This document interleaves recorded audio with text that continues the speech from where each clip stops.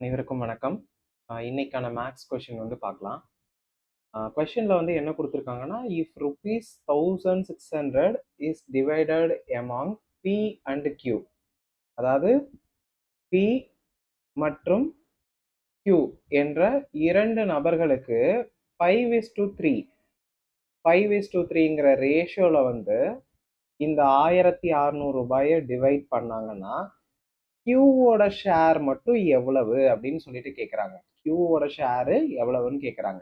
அதாவது இந்த ரூ. 1600 5 பங்காவும் 3 பங்காவும் பிரிக்கணும். பிரிச்சோம்னா நமக்கு கியூவோட ஷேர் வந்து எவ்வளவு அப்படிங்கிறது தெரிஞ்சிடும். இதை வந்து நீங்க மேனுவலாவும் நீங்க கணக்கு போடலாம். அப்படி இல்லைன்னா நம்ம ஃபார்முலா வச்சும் நம்ம வந்து இந்த சம்மை வந்து ஈஸியா சால்வ் பண்ண முடியும். இப்போ ரூ. 1600 வந்து மொத்த தொகை. அதாவது டோட்டல் அமௌண்ட் பார்த்தீங்கன்னா 1600. இந்த 1600 தான் வந்து டிவைட் பண்றாங்க. பிக்கும் கியூக்கும் டிவைட் பண்றாங்க. எவ்வளவா டிவைட் பண்றாங்க அப்படின்னா 5 அதுக்கப்புறம் 3. இப்போ நமக்கு என்ன தேவை? கியூவோட ஷேர் மட்டும்தான் தேவை. கியூவோட ரேஷியோ பார்த்தீங்கன்னா இந்த இடத்துல 3. கியூக்கு வரக்கூடிய அமௌண்ட் வந்து 3. ஓகேவா? அப்போ இந்த 3 டிவைடட் பை டோட்டலா இது ரெண்டுத்தையும் ஆட் பண்ணோம்னா என்ன வரும்? இந்த ரேஷியோவை ஆட் பண்ணோம்னா 8. 8 பங்குல 3 பங்கு வந்து கியூக்கு மட்டும் கிடைக்கும். அதுல எவ்வளோ அமௌண்ட்ல அப்படின்னு பாத்தீங்கன்னா 1600. 1600ல நமக்கு 3 பங்கு வந்து கியூக்கு கிடைக்கும்.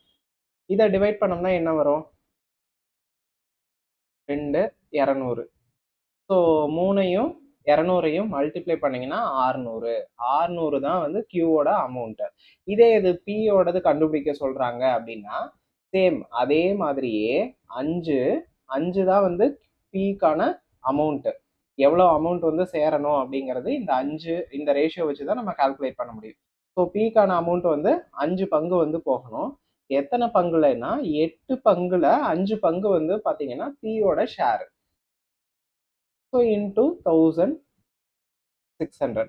இப்போ இதை அடிச்சோம்னா நமக்கு 200. 200 இன்டூ 5 1000.